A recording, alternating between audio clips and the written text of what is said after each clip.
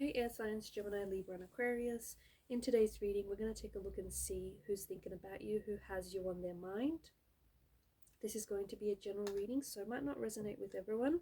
If you are interested in a personal reading, feel free to reach out and inquire. My email is going to be listed below the video.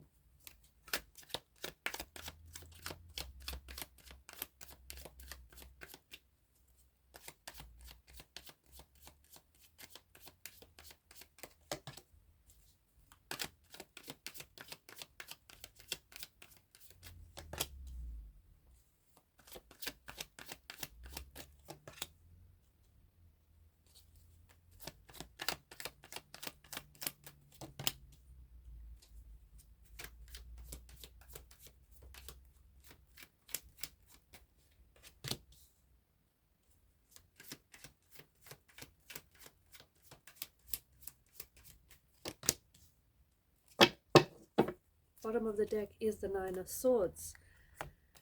Below that is the Knight of Swords. Okay, you definitely have someone who is definitely thinking about you. Okay, someone who I think, like, you live rent-free in this person's mind. And I think this is someone who thinks about you very frequently and almost very obsessively, given the repetition of the swords here and given the energy with the Knight of Swords. There's a lot of it's a very uneasy kind of energy. I think that there's a lot of stress in this person's energy. I think this is someone who thinks about you but gets quite worked up when thinking about you, is like stresses over you or stresses over what you had. So I think this is someone maybe whom you've had cut ties with, or maybe this is someone whom you're not necessarily talking to. So even though this person is thinking about you, they may not necessarily be communicating with you. Maybe you're in a no contact part of this relationship. Maybe this is someone who has hurt you, because swords are a weapon, and given the multitude of the swords here, I think that this is maybe someone who has hurt you and who has hurt in some capacity the relationship or the connection you had with them. And this makes sense, because why are they so stressed and why they're so worked up when they're thinking about you?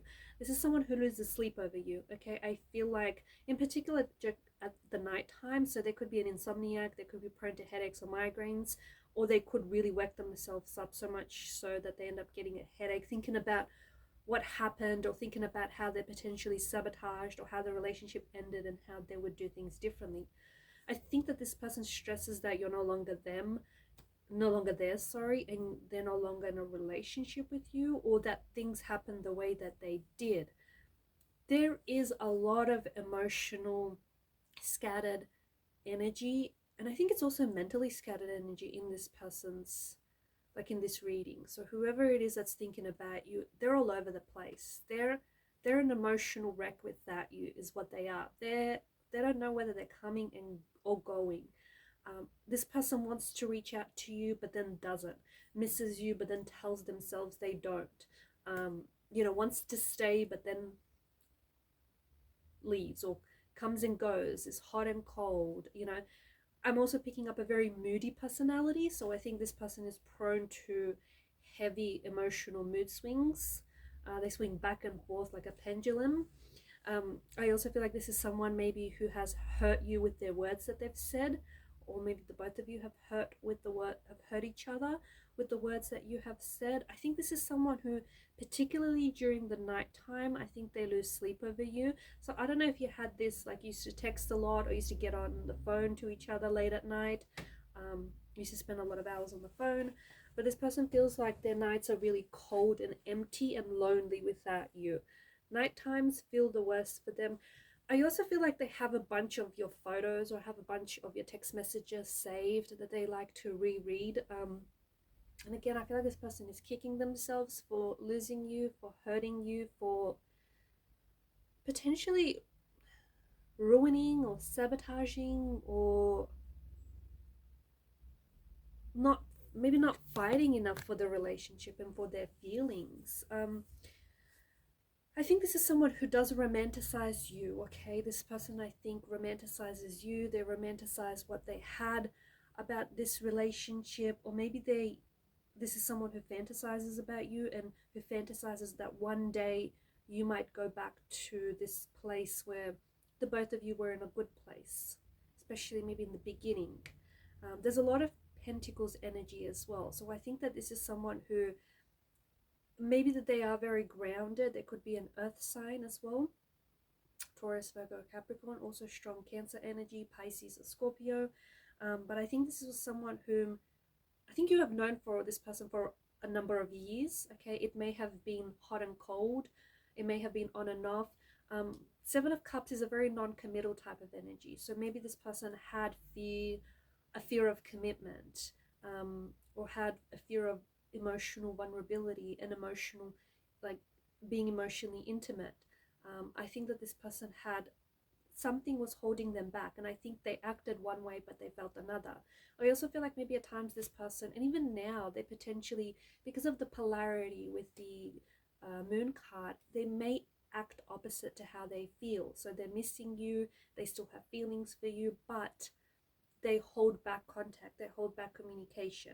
They could still be bitter, they could be brooding, they could be resentful because of what happened or because of what was said.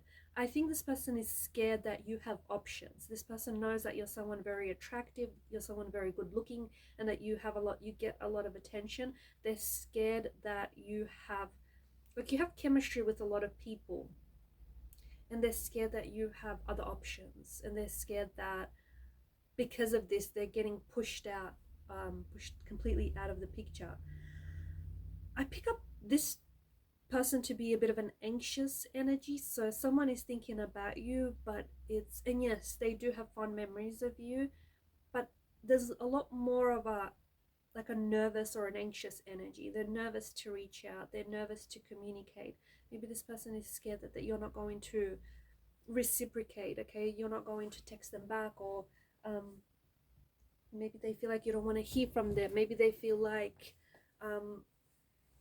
I don't know, there's this, maybe they're just too scared. They're too scared to talk to you. They're too scared to reach out. They're too scared to communicate their feelings.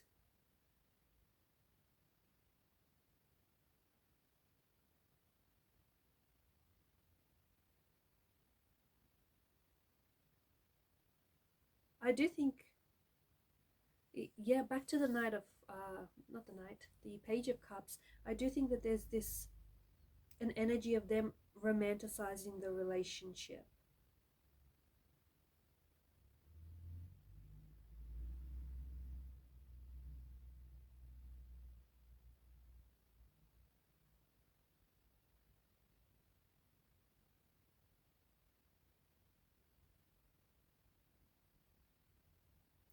This person also feels as though, okay, so, all right.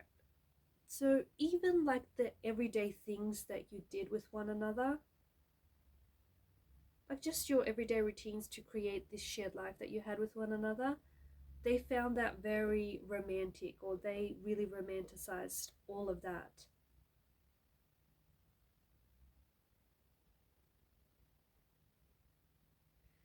Everything felt special to them when they were with you, or everything feels special to this person when they're with you or about you. Something about maybe the novelty having worn off in this relationship, and maybe they felt as though like you guys had to create new novelty in other ways, or you guys did create new, not like when the initial novelty wore off in the beginning, you guys did eventually create other forms of novelty. I'm picking up that very strongly.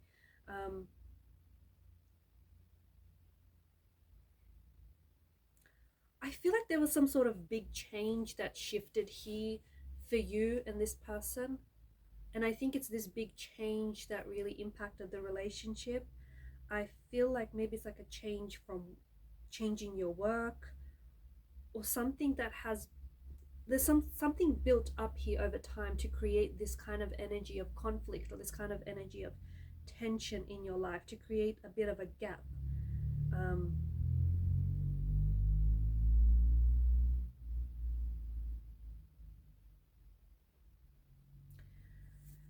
I feel like this person is I'm getting a very reflective kind of energy. So I don't know if this is the person that I'm talking to or the person that we are talking about. But it's like they're putting pen to paper, or it's like they're really they may be trying to put together text message, like typing and retyping a text message to you, but never send it out. They could potentially be like relishing, journaling, maybe relishing on the memories that you've had.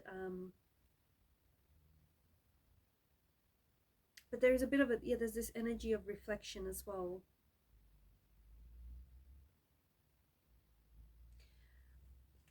Because of the suit of pentacles, and because you've got both the queen and the king of pentacles here as well, something about not, maybe this person feels as though like you didn't pay enough attention to them, or they felt as though they didn't pay enough attention to you, or they didn't give enough of their attention, their time, their energy, their resources to this relationship, and that's something that they regret. There's also this energy of them not being able to commit, or them being so, there's a fear that I feel like, and this is a little bit complicated, but there's a fear that resides in the depths of their subconscious. So a subconscious fear that I feel like had them trapped in this energy of being afraid to commit, being afraid to enter into a commitment, to enter into a relationship.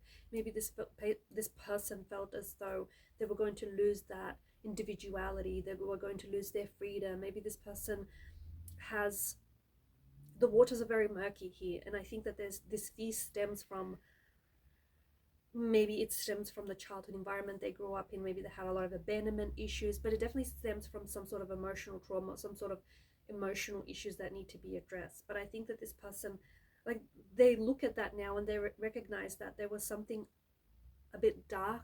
There's something a bit dark about this person's energy. I'm not saying that they're a bad person or anything, but I think that there is something here that needs to be resolved. Whoever is thinking about you knows that they have, hidden fears that have held them back, or knows that they have this fear of commitment, or knows that they may be prone to self-deprecation, self-sabotage behavior, and that might potentially have hindered the relationship or hindered the chances with you.